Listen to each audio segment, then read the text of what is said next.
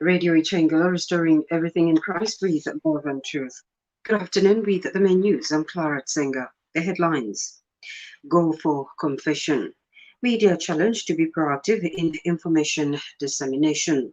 Plus, week one unplayed rugby league match between Diggers and Green Eagles referred to the competition committee for ruling. Kindly be informed that we're also streaming live on the Radio Ichengela Facebook page. And now the news in detail. Catholic Diocese of Ndola Bishop Benjamin Piri has reminded the faithful to go for confession as the Church observes Holy Week. Bishop Piri said confession will help Catholic Christians to have a fruitful Easter. Speaking during Palm Sunday Mass at the Cathedral of Christ the King in Ndola yesterday, Bishop Piri also reminded the faithful to follow COVID-19 guidelines as they go for confession. We need to ensure that we are safe. The fact that the priest stands 1 meter away from you when you are confessing does not mean the priest has no faith. I would like to preserve this priest.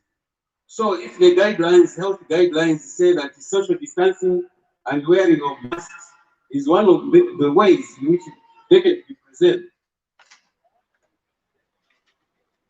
And as the Church continues to observe Holy Week, the faithful at St. Pius Lubengele Parish in Chidilabombwe said the period is essential in strengthening the spiritual lives of Christians. They observe that Holy Week presents an opportunity for any Christian to reflect on their spiritual journey. Speaking to Radio Ichengela News in Chidilabombwe, the faithful said Holy Week shows Christ's suffering and his love for humanity. Twaba twalinga okumupasanya ng'efyakyulira omwine eyakyula ayisa atulubula kumasambi Yesu atufira pa musalaba. Enamankati kabiri entampiro eshintiriro ya bukristiyani bwine bwine. Uyu mulungu mutagatifu kwa buno bubumi bw'amakyushi n'enfa yakwa Yesu Kristo okushikwa nkyekikubya okushukuka. Umulungu mutagatifu emo fwe bakatolika twashimpe isomero Yesu. Pantu umulungu mutagatifu tuambokushya patonchindo iyo Kristo aingire mu Yerusalemu mukufikisha amachushi yako n'emfa yako. Umulungu mutagatifu mutwibukisha kuchula kwa Kristo mpaka nokisa. The low teacher compliance levels among private schools in the Copperbelt has caught the attention of the Teaching Council of Zambia. Teaching Council of Zambia spokesperson Ngoza Malunga reviewed that the council's ongoing compliance monitoring exercise indicates that most private schools and a few public schools have been engaging and registered and unlicensed teachers contrary to the provisions of the law. Ms. Malunga has since warned that unlicensed teachers risk being prosecuted. This is according to a statement issued to Radio Ichengela News today. Proprietors and especially managers of private schools to adhere to the provisions of the law by ensuring that all teachers under their care are registered and licensed or risk being sanctioned according to the law. The TCZ remains firm and committed to carrying out its mandate to regulate the teachers, both in public and private. The Jesuit Center for Theological Reflections, JCTR, has challenged the media to be proactive in information dissemination ahead of the August polls. JCTR Programs Officer John Sautu observed that media institutions are vital in broadcasting information to the electorate on various electoral issues. Speaking to Radio Ichengela News on the sidelines of a one-day media workshop being held in Kitwe, Mr. Sauti added that media houses can also discourage violence as the country heads to the polls. Information is very hard. People act on information. and also noting that our elections, they are going hand in hand with violence. It's a growing trend. This information is about forming the citizen, forming the masses. So one thing we thought about was we can bring to speed about what are the issues, since these people are the ones handling information. So what are the issues to be brought out, especially in an election year? People don't know like on how to choose a candidate. And during a presentation, a media practitioner, Chimama Mwale, called on journalists to be ethical in their reporting. That's something that should be strong alive. In as much as the media institutions we join have certain agendas, but let's do our part. Because being agenda setters, I think there's a temptation to just champion this agenda and not that agenda. So at least let's desist from such temptation. Otherwise, with biased views, trust me, that's very serious.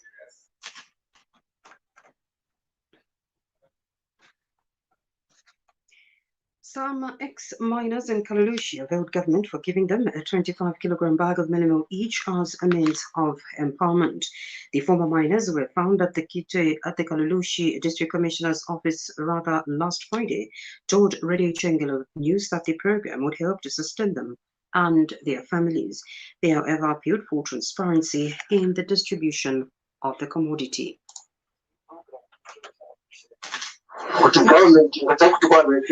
Kuti achakontinue but umusango fye ubipire ko rogala karabu wakutira kuli competition bambi batrasa mpogunga bachi which is not normal. Ichi kintu batuletera kumakabushi tuletotera bantu pamyaka yonse takwatala kumona kucha msangwe so twatema utira tukuteko batwalire kino kulafuisha abantu lero kwafuna kulema ko kwakanya tangu kupera kuba youth na tangu kupera mwaba cash antoa cash ekiwa mubempa muna ba youth yo ni exercise ya kutwafundisha kwa ex-miners nisebo lero kulira shikaya kupera ma ex-miners kule wala na beshi nisepera ngabaisa na boba kule wala batela kama beach ya kusa pokela but finally kwena tulepoka sebo tutera kuteko na kutafundishako kairi tukwanishe mwana economy na yipa but na besa to aid na batupela obungo obwoko bati topokera twalambula kumanda bale twafa sana twatotera sana. And Kalalushi District Commissioner Stephen Kainga said the program should not be politicized as it was aimed at appreciating the ex-miners. Who retired and who stopped work during the ZCCM, and we have Chiguruma mine, and we also received who were recently made to stop their work at Chambeshi Metros.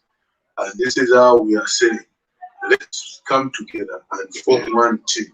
Now, this all started a long time ago. And if people will take it as politics, then that will be so unfortunate, because this is an exercise which started way back.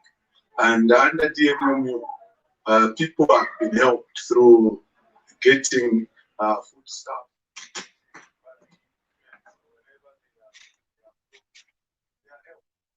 In sports, the Zambia Rugby Union says the unplayed Week 1 league match between Diggers and the Green Eagles will be referred to the competition committee for ruling.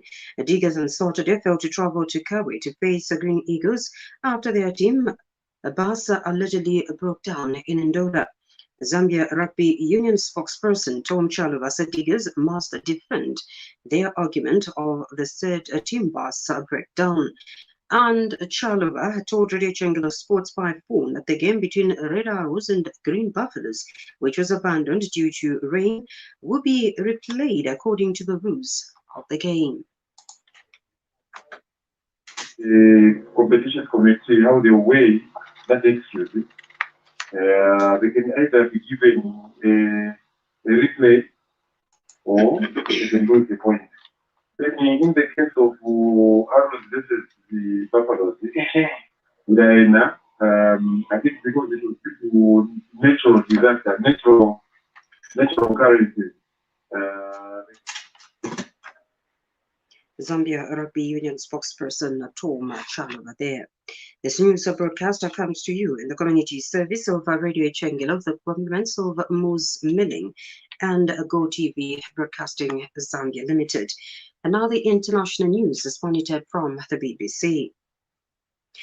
The leaders of Somalia's semi-autonomous states of Jubaland and Puntland have reportedly been convinced to take part in talks aimed at ending the electoral deadlock in the country. The two regional heads met their Galmad Southwest and Ishbel counterparts, reached an understanding that talks with the central government should resume in Mogadishu. Puntland and Jubaland previously refused to participate in a meeting with President Mohamed Abdullahi Farmajo, arguing he must not chair the talks as his term ended on 3 February. Here is the BBC with a roundup of stories. The giant container ship, the Ever Given, which has been blocking the Suez Canal since last Tuesday. The Suez Canal Authority said the vessel is now 80% back on course and is waiting for the tide to rise. Grant Ferret reports. As the sun came up over the Suez Canal, tugboats in the operation to move the 400-metre-long Ever Given sounded their horns in celebration. The ship had been dislodged following efforts to dig out part of the embankment of the canal and to dredge huge quantities of sand from beneath its bow.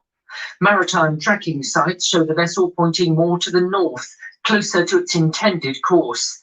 It's not yet clear, though, if shipping can resume along one of the world's most important waterways. The blockage has held up hundreds of vessels, carrying freight estimated to be worth billions of dollars. The Thai Prime Minister, Prayut Chan-o-cha, has said his country is preparing for a potential flood of refugees from Myanmar following the military coup there. Speaking at a news conference in Bangkok, Mr. Chan-o-cha said he didn't want an exodus of refugees, but the authorities would do everything possible to accommodate them. Please let this be an internal issue for us. We don't want an exodus of refugees and evacuations into our territory, but we will observe human rights. How many refugees are expected? We've prepared an area for them to stay when they first cross over. We can talk about the numbers later. We're not going to talk about a permanent shelter yet. We're not at that point. His comments came after 3,000 people from Karen State in eastern Myanmar crossed the border into Thailand following airstrikes by the Burmese army. Laura Becker reports.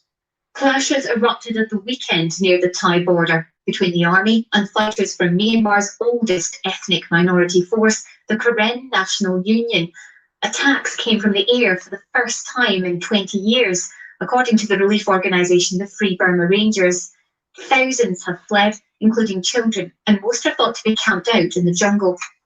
3 former military Ivorian and Belarusian aircrew are due to go on trial in Paris for bombing French troops during the civil war in Ivory Coast, an airstrike that caused a major rift between France and its former colony. 9 French peacekeepers and an American aid worker were killed by the raid by 2 Ivorian Air Force jets. To end other main news, a reminder of stories that made headlines. Goal for confession. Media challenge to be proactive in information dissemination. Plus, week 1 unplayed rugby league match between Diggers and Green Eagles referred to the competition committee for ruling. There we end the main news. Good afternoon.